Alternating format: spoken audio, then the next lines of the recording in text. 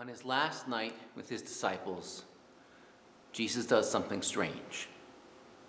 He knows that time is running short. He knows he has maybe hours left with them, and there's a long list of things that need to be done. He knows that there's a Passover to be celebrated. There's final words to be said, whatever last messages he wants to offer to his disciples, whatever he's going to give them as direction for how to continue on in his movement without him, how to reassure them when he isn't there as he had been. And yet, for all the other things Jesus has going on, he takes off his outer robe and grabs a towel. And then he takes a basin and a pitcher of water, and draping the towel around himself, he proceeds to do the most menial job there is, to wash the feet of his disciples, to rub away all the grime and dirt and mud from walking on bare dirt roads through whatever anybody else has left behind. Jesus washes his disciples' feet. And I gotta ask myself, knowing what it's like to be busy this time of year, why?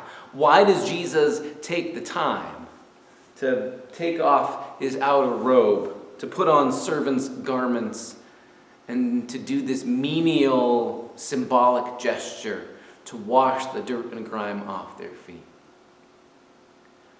It's clear not because Jesus needs it. And not even really so much because the disciples will die if their feet aren't washed. This is not like raising somebody from the dead or curing somebody who is deathly ill. This is a matter of kindness, of serving. Maybe it's not so much because Jesus needs to do it, but the disciples need to let themselves be loved. That's what this beautiful last evening with his disciples is all about. Jesus' ability to let the disciples be loved.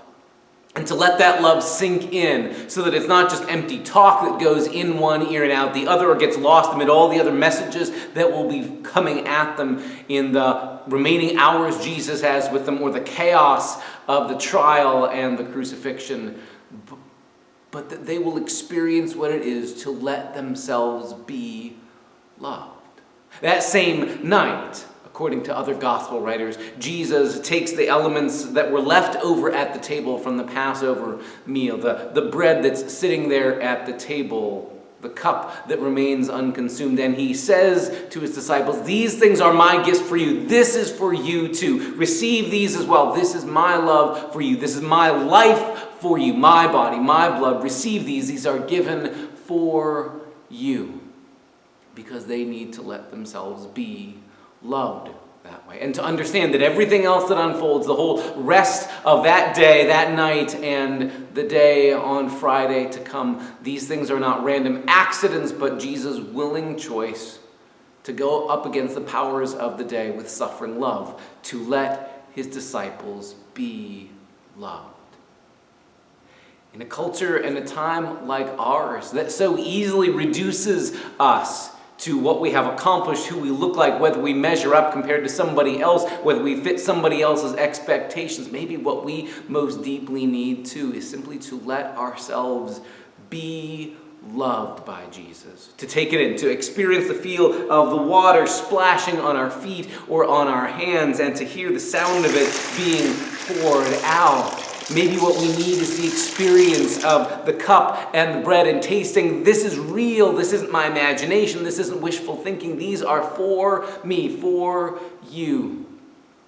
And then to understand in that moment that the cross that unfolds after that is Jesus loving us as well.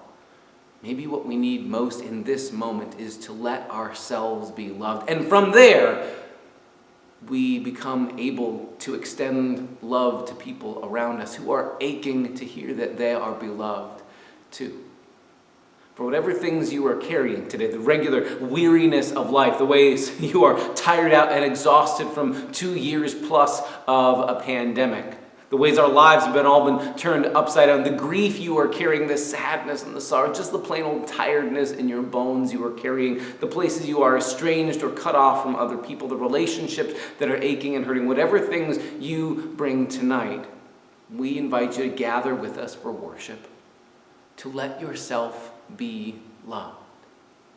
And in every sense, as you feel the water on your feet or on your hands, as you smell the freshness of the bread that's been baked, as you taste in your mouth the bread and the cup, as you see what it is to be served and then to let others be served as well. No, this is what it means to be the followers of Jesus. We are people who let ourselves be loved by Jesus and then who dare to let others be loved as well. This is Jesus' answer to the horror, the terror, the violence, and the rottenness around us. It starts with letting us be loved. And for whatever other ways we have kept ourselves guarded, whatever ways we put up defenses not to let other people in, today, tonight, come. Come and let yourself be loved. As the beginning of the great 3 days starts here, Maundy Thursday, come and let yourself be loved. And loved tomorrow, and the next day too, and even out the other side into new life. Join us tonight for Maundy Thursday worship as the story of the great 3 days begins.